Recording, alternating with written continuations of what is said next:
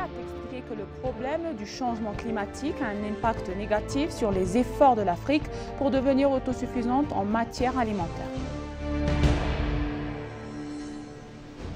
Le Premier ministre Abiy Ahmed a présenté le 4e rapport d'évaluation au chef d'État et au chef d'État du programme.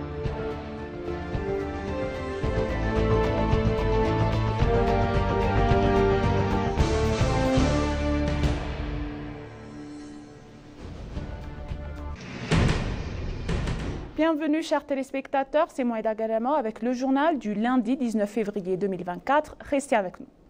En marge du 37e sommet de l'Union africaine, une table ronde sur le thème « L'Afrique peut subvenir à ses besoins grâce à l'alimentation » se tient au mémorial de la victoire d'Adwa.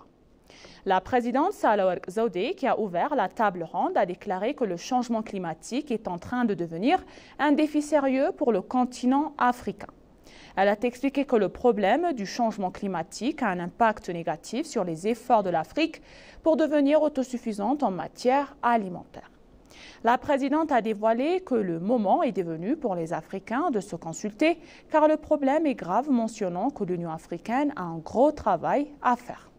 En outre, la présidente Sahle-Work Zewde, le Premier ministre tunisien Ahmed Hachani, le Premier ministre du gouvernement de transition du Tchad, les dirigeants, ministres et diplomates de divers pays africains ont assisté à la table ronde.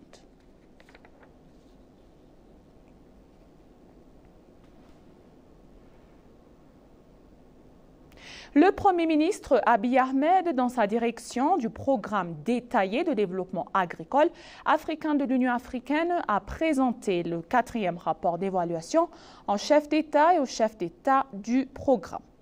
Le programme global de développement agricole en Afrique sert de cadre politique pour la transformation agricole de l'Afrique, la création de richesses, la sécurité alimentaire et la nutrition, la croissance économique et la prospérité.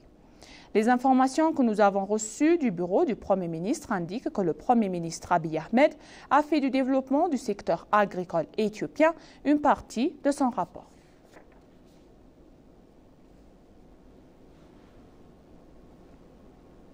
Le Premier ministre Abiy Ahmed a discuté des questions bilatérales avec la présidente tanzanienne Samia Suluhu Hassan et le président de la République démocratique du Congo, Félix Tshisekedi, en marge du sommet de l'Union africaine. Dans son message sur sa page de réseau social, il a déclaré que la discussion est concentrée sur notre objectif commun de réaliser une Afrique prospère et stable. Par ailleurs, le Premier ministre Abiy Ahmed s'est entretenu avec le secrétaire général adjoint du PNUD et le directeur régional africain Ahuna Eziakonwa. Les informations du bureau du Premier ministre indiquent qu'ils ont conseillé les jeunes sur la créativité, l'entrepreneuriat et les mesures technologiques que l'Afrique peut utiliser pour le développement.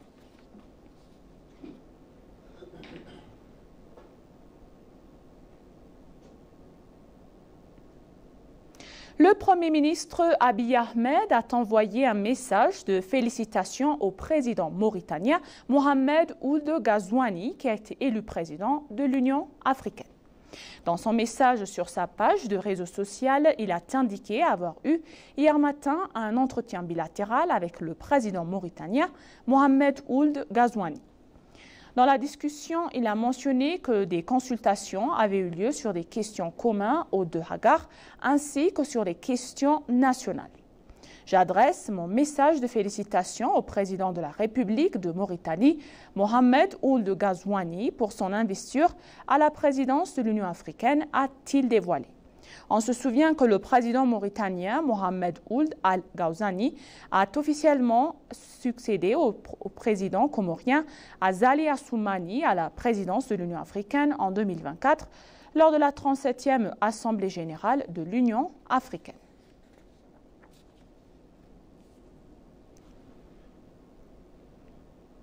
La maire Adanecha Abebe a remercié ceux qui ont contribué à ce que la ville accueille ses invités à des magnifiques paysages. Sur sa page de réseaux sociaux, la maire a déclaré que le 37e sommet de l'Union africaine a été très efficace, brillant et beau et s'est terminé dans le calme. Ceux d'entre vous qui ont contribué à embellir des routes pour notre ville soient belles et accueillent ces hôtes à ce que d'entre vous qui ont servi les invités avec une totale courtoisie éthiopienne depuis le jour du début de la conférence.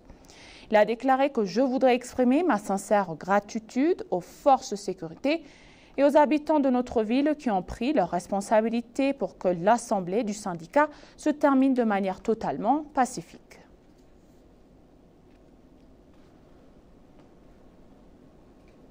Le ministère des Affaires étrangères, l'ambassadeur Taye Asselassie, s'est entretenu avec les ministres des Affaires étrangères du Maroc et de l'Algérie. L'ambassadeur Taye Asselassie, lors de son entretien avec le ministre des Affaires étrangères du Maroc, Nasser Bourta. Ils ont convenu de coopérer dans les secteurs de l'agriculture et de l'agroalimentaire. Parallèlement, l'ambassadeur Taye Asselassie a discuté avec son homologue algérien Ahmed Attaf. Ils sont convenus de renforcer leur coopération dans les forums bilatéraux et multilatéraux.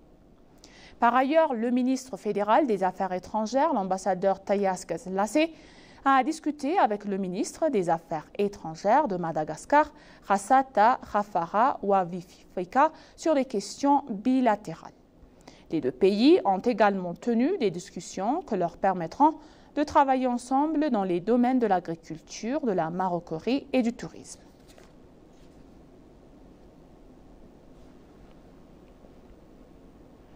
Le ministère des Affaires étrangères a annoncé que l'Éthiopie et Maurice ont convenu de renforcer leurs relations. Le ministre d'État des Affaires étrangères, l'ambassadeur Meskanou Arga, a eu un entretien avec Primod Nerunjun, le secrétaire du cabinet et chef de la fonction publique au cabinet du Premier ministre de Maurice. L'ambassadeur Meskanou a noté que l'Éthiopie est engagée dans les affaires africaines et qu'elle se tiendra aux côtés de Maurice dans les affaires internationales. Les deux parties sont convenues de renforcer la coopération dans les domaines du commerce, du tourisme, de l'aviation et de l'agriculture. Il a également dévoilé qu'il est nécessaire d'assurer le bénéfice des peuples des deux pays en renforçant les relations bilatérales. Il a souligné qu'il est important d'établir des procédures à différents niveaux pour faciliter les relations bilatérales.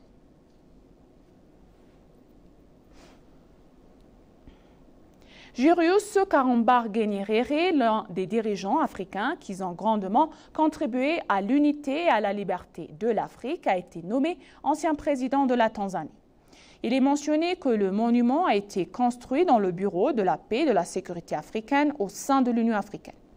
L'inauguration de la statue s'est déroulée en présence du Premier ministre Abiy Ahmed, du président de la Commission de l'Union africaine Moussa Faki Mahamat et du président de l'Union africaine Mohamed Ould Ghazouani, de la présidente tanzanienne Samia Suluhu Hassan, ainsi que les dirigeants des divers pays africains, les responsables des gouvernements régionaux, institutions et d'autres invités.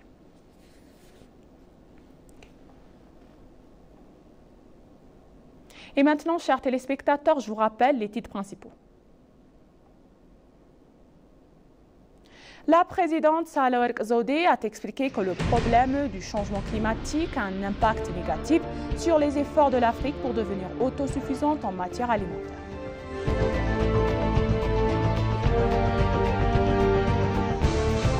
Le Premier ministre Abiy Ahmed a présenté le 4e rapport d'évaluation en chef d'État et au chef d'État du programme.